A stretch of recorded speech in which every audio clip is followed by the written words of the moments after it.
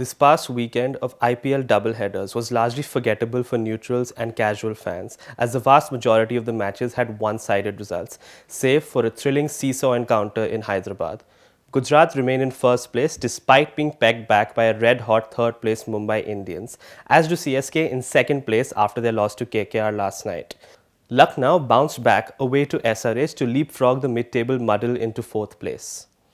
We now have 4 teams on 12 points each, with 3 of them winning convincingly over the weekend, while SRH and Delhi remain in last place. SRH still have a small shot at making the playoffs, but Delhi have become the first team this season to be mathematically eliminated, having lost to Punjab. Their season, for all intents and purposes, is over, and the only role they have now is either going through the motions in their remaining games or spoiling Punjab's or CSK's qualifier ambitions in some form. And that is the primary focus of today's IPL Insights video, depicting the ways in which Delhi Capitals never really turned up this season with the bat, while their bowlers huffed and puffed to pinch them 3 out of their 4 wins against the run of play this season. The first chart I wanted to show you is of the player appearances. In the absence of talisman, captain, franchise face Rishabh Pant, David Warner took up the mantle of the captaincy and was also the team's primary run scorer, as his opening partner Prithvi Shaw kept failing and was dropped after 6 consecutive failures. As a result, the Delhi Capitals pretty much used the full extent of their batting stocks from the squad, and even replacing injured Pesha Kamlesh Nagarkoti with batsman Priyam Garg.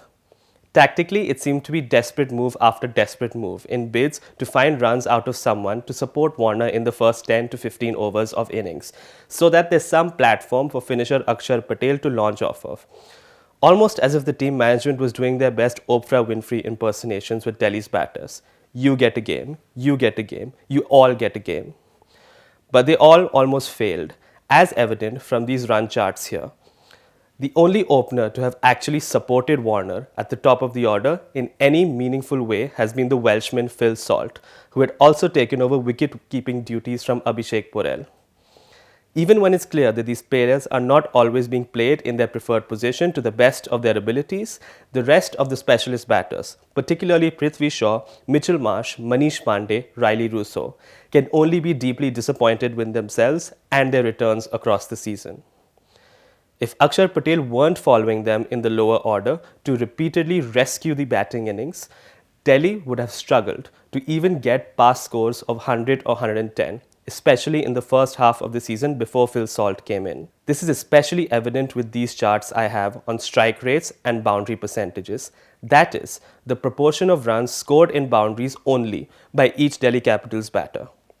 We've seen multiple times across 12 games that Warner found himself in an unnatural role as an out-of-form anchor as wickets tumbled around him, from the power play to the middle overs. Even as his own performances improved, Warner hasn't been given enough to work with from most of his teammates, although it hasn't been for a lack of effort or the wrong approach, as shown by these 2 graphs. While the strike rates are fairly low due to the number of times they got out cheaply, the other batters did at least show aggression and intent for the most part. Prithvi Shaw in particular largely got out playing aggressive shots as opposed to tentative defensive prods or repeated plays and misses.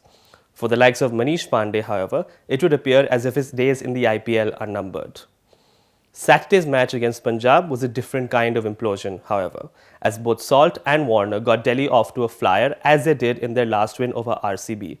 It looked like Warner in particular would match the efforts of Prabh Simran Singh, who batted through the innings to score a season-defining century.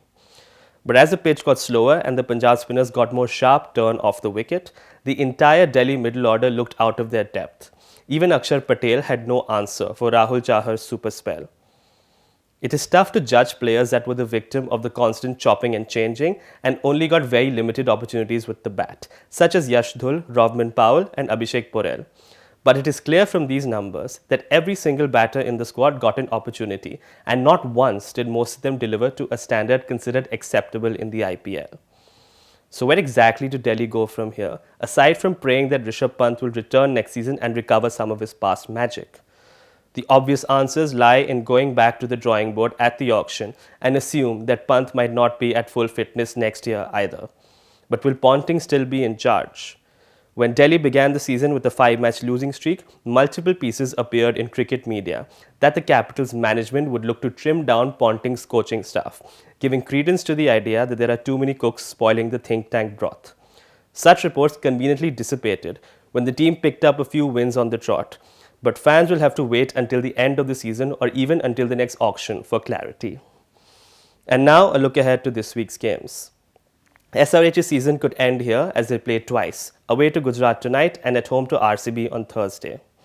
Punjab would look to continue their belated playoff push when they host Delhi at Dharamshala on Wednesday. But the big game that could determine third place is Lucknow facing Mumbai at the Ekana Stadium tomorrow. For more talking points and analysis, tune in to ThePrint's YouTube channel on Friday the 19th of May. Thanks for watching.